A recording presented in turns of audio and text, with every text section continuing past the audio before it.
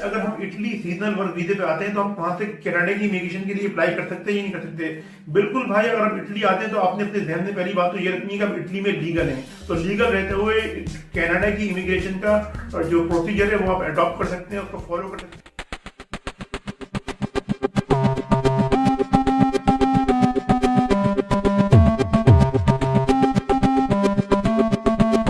बिस्मिल्लाहिर्रहमानिर्रहीम। अस्सलाम वालेकुम फ्रेंड्स, मैं आपका दोस्त वकार ताहिर खान एम्स्टर्डम हॉलैंड से एक बार फिर आप सब दोस्तों और भाइयों की खिदमत में हाजिर हूँ। फ्रेंड्स, आज की वीडियो में हम इटली के सीजनल वर्क वीजे की अपडेट्स के हवाले से डिस्कस करेंगे, क्या मामला चल रहे हैं, और कुछ भाइयों के बहुत से सवाल हैं, उनके जवाब भी इस वीडियो में मैं देने की कोशिश करूंगा। तो वो फ्रेंड्स और वो भाई जो इस चैनल पे नए हैं, मेरी उस रिक्वेस्ट है कि वो चैनल को सब्सक्राइब कर लें ताकि वो तमाम तरह वीडियोस जो मैं वीजा, इमिग्रेशन और टूरिज्म के हवाले से बनाता हूँ उसका नोटिफिकेशन आप सब भाइयों को टाइम पे मिल जाए। तो फ्रेंड्स, जैसा कि आप सब भाइयों को पता है कि इटली हर साल मार्च के अंदर या अप्रैल के अंदर सीजनल वर्क वीजा यानी जिसे डेकोरेटिव फुर्ती भी कहा जाता है उसका अनाउंस करता है। तो फ्रेंड्स, काफी भाई सवाल पूछते हैं कि वकार भाई ये सीजनल वर्क वीजा कितने अर्से का मिलता है? तो फ्रेंड्स, ये सीजनल वर्क वीजा 9 महीने का मिलता है। उसके बाद काफी भाई पूछते हैं कि क्या ये सीजनल वर्क वीजा एक्सटेंड हो जाता है या नहीं होता? तो बहुत से भाई मेरी इस बात से इत्तेफाक नहीं करेंगे, लेकिन फ्रेंड ये सीजनल वर्क वीजा एक्सटेंड हो जाता है। अब इसको एक्सटेंड होने की कंडीशन क्या है? वो कंडीशन ये कि जो एम्प्लॉयर, जो ऑनर आपको काम के लिए बुलाता है 9 महीने के बाद अगर उसके बाद मजीद काम है 3 महीने का, 6 महीने का या 9 महीने का, तो वो ही आपका वीजा एक्सटेंड करवा सकता है उतनी मुद्दत के लिए जितनी मुद्दत के लिए उसको जरूरत है। अब उसकी मिसाल क्या है? उसकी मिसाल ये कि फर्ज करेंगे बहुत से भाई पाकिस्तान से एग्रीकल्चर के काम के लिए आते हैं इटली से। अब उनको किसी को ट्रैक्टर चलाना नहीं आता, ये बात मैं सिर्फ आपको समझाने के लिए कर रहा हूँ। किसी को ट्रैक्टर चलाने नहीं आता, किसी को मुख्तलिफ तरह की मशीनें चलाने नहीं आती, तो उनका मालिक उनको मशीनों की ट्रेनिंग देता है चलाने के लिए। अब उसने उनको ट्रेनिंग दे दी और 9 महीने बाद उसको दोबारा बंदों की जरूरत पड़ी है। अब वो ये तो नहीं करेगा कि पाकिस्तान से या इंडिया से या बांग्लादेश से या जिस मुल्क से वो किसी बंदे को बुलाना चाह रहा है उसको दोबारा बुलाएगा, उसके बाद जो बुलाने के बाद उसको भी दोबारा ट्रेनिंग देगा। तो नॉर्मली वो यही करता है कि भाई अगर उसके पास मजीद काम है तो उसी बंदे जिसको उसने डेकोरेटिव फुर्ती को बुलवाया है उसी के काम के कॉन्ट्रैक्ट की वकील के थ्रू एक्सटेंड करवाने की कोशिश करता है और नॉर्मली हो भी जाता है। इसके बाद फ्रेंड्स, कुछ लोग ये सवाल पूछते हैं कि इटली के सीजनल वर्क वीजे पे अगर हम आते हैं तो क्या ये seasonal work visa normal temporary residence permit में चेंज हो जाता है? तो फ्रेंड, इसका जवाब है बिल्कुल भी नहीं चेंज होता।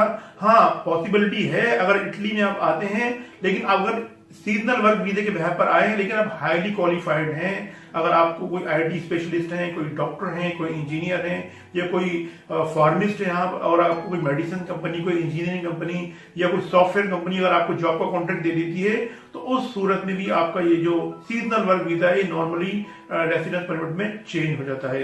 उसके बाद काफी भाई ये सवाल पूछते हैं कि वकार भाई, अगर हम इटली में सीजनल वर्क वीजे के बिहाफ पे आते हैं और अगर हमारे को वहां पे कोई लड़की मिल जाती है यानी कि कन्या कवारी अगर हमारे को मिल जाती है, तो क्या हम उससे शादी कर सकते नहीं कर सकते? और हमको पाकिस्तान आना पड़ेगा या नहीं पड़ेगा, या हमारे को कोई जो डेकोरेटिव फुर्ती है उसमें कोई तब्दीली होगी नहीं होगी? बिल्कुल भाई, आप शादी कर सकते हैं। अगर इटली में आप आए हैं डेकोरेटिव फुर्ती पे तो आप लीगल हैं। लीगल वहां पे अगर कोई लड़की आपसे शादी करना चाहती है, बिल्कुल आप उसके साथ शादी कर सकते हैं। और शादी करने के बाद जो एक लीगल रिक्वायरमेंट्स है कि वो पूरी करेंगे, उसके बाद आपका जो डेकोरेटिव फुर्ती है वो नॉर्मल रेसिडेंस परमिट में चेंज हो जाएगा और 3 से 5 साल बाद शादी करने के बाद जो आप नेशनलिटी अप्लाई करने के लिए एंटाइटल हो जाएंगे। उसके बाद ये जो सवाल मैं आपसे पूछ रहा हूँ, ये काफी भाई सवाल पूछते हैं कि वकार भाई, अगर हम इटली में सीजनल वर्क वीजे पे आते हैं तो क्या सीजनल वर्क वीजे पे हम नॉर्वे, पता नहीं मुझे समझ में नहीं आता कि नॉर्वे का ये पूछते हैं कि हम नॉर्वे काम करने के लिए जा सकते नहीं जा सकते?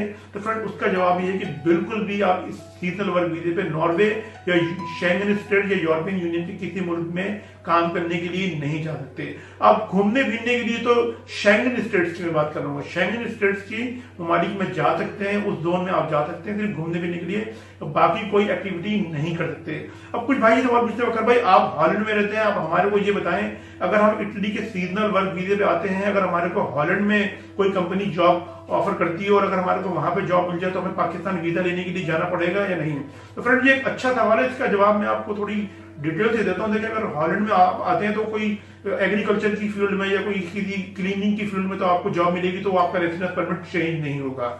अगर कोई भी, जितना मैंने आपको बताया कि इटली के अंदर जितना आप कोई हाईली स्किल्ड प्रोफेशनल है, इसी तरीके से अगर आप कोई IT स्पेशलिस्ट, इंजीनियर, डॉक्टर या एडवोकेट हैं, और अगर आप हॉलैंड की कोई कंपनी आपको जो है वो जॉब देती है, कॉन्ट्रैक्ट करती है, जिसमें आपकी ग्रोस सैलरी जो है वो तकरीबन 3,000 यूरो हो, तो फिर आपका जो सीजनल वर्क वीजा है वो फिर यहाँ पे हॉलैंड में आप कंपनी आपके साथ कॉन्ट्रैक्ट करेगी। लेकिन उसमें आपको पाकिस्तान जाना नहीं पड़ेगा, उसमें सिर्फ आपको इटली में ही सारी कार्रवाई करनी पड़ेगी। इटली में जो रोम के अंदर नेदरलैंड्स की जो एम्बेसी है, वहां पे जाके आपको वीजा अप्लाई करना पड़ेगा, क्योंकि सीजनल वर्क वीजे पे आप इटली में लीगल होते हैं, तो वहां पे आप नेदरलैंड्स की एम्बेसी से हॉलैंड का जो वर्क वीजा है वो लेकर आप हॉलैंड में आ जाएंगे। लेकिन मैंने ऐसी कंडीशन आपको बता दी है, वो कंडीशन आपने जहन में रखनी है। इसके अलावा फ्रेंड्स, काफी लोग ये पूछते हैं वकार भाई, अगर हम सीजनल वर्क वीजे पे अगर इटली आते हैं तो क्या हम अपने बीवी बच्चों को पाकिस्तान से बुला सकते हैं या नहीं?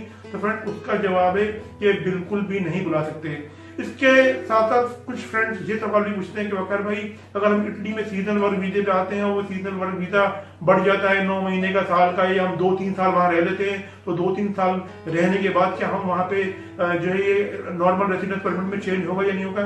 नहीं भाई, आप 2 साल रहने एक्सटेंड करवा के, या कोई गवर्नमेंट कानून बना देती है बाद में, कि जिस तरीके से सुनने में आ रहा है कि आने वाले कुछ अरसे में ये कानून बन सकता है कि ये एक्सटेंड का जो तरीका है, ये एक दफा नहीं, मल्टीपल टाइमिंग में भी ये एक्सटेंड हो सकता है।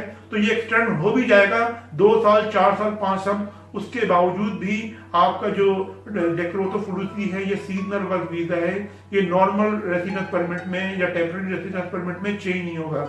अब कुछ भाई ये कहते हैं कि वकार भाई, हम तो इटली में आएंगे, हम वहां पर टैक्स पे करेंगे तो हमारे राइट्स हो जाएंगे। तो भाई, जो राइट्स आपके होंगे, इन राइट्स और टैक्स के हवाले से जो आपका एम्प्लॉयर है वो आपको पहले जो है वो कॉन्ट्रैक्ट साइन करवा लेता है कि वो टैक्स देगा। लेकिन टैक्स देने का मतलब ये नहीं होगा कि आप वहां पे मजीद रहने के लिए यानी आपको वहां पे रेसिडेंस परमिट दे दिया जाएगा। फ्रेंड्स, काफी भाई ये सवाल पूछते हैं, अगर हम इटली सीजनल वर्क वीजे पे आते हैं तो हम वहां से कनाडा की इमिग्रेशन के लिए अप्लाई कर सकते हैं या नहीं कर सकते? बिल्कुल भाई, अगर हम इटली आते हैं तो आपने अपने ध्यान में पहली बात तो ये रखनी है कि आप इटली में लीगल है, तो लीगल रहते हुए कनाडा की इमिग्रेशन का जो प्रोसीजर है वो आप अडॉप्ट कर सकते हैं, उसको फॉलो कर सकते हैं। अब कनाडा की इमिग्रेशन आपको मिलती है या नहीं मिलती, ये एक अलग चीज है। इसके अलावा काफी भाई ये पूछते हैं कि भाई वकार भाई, अगर हम इटली सीजनल वर्क वीजे पे आते हैं तो हम वहां पे इंग्लैंड का या USA का वीजा अप्लाई कर सकते हैं, नहीं कर सकते?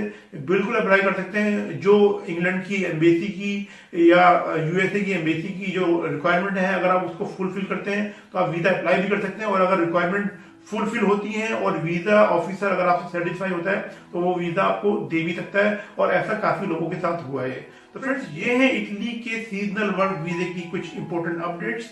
मजीद कुछ इंपॉर्टेंट न्यूज है मेरे पास, वो इंशाल्लाह ताला आइंदा आने वाली वीडियोस में आपके साथ शेयर करूंगा।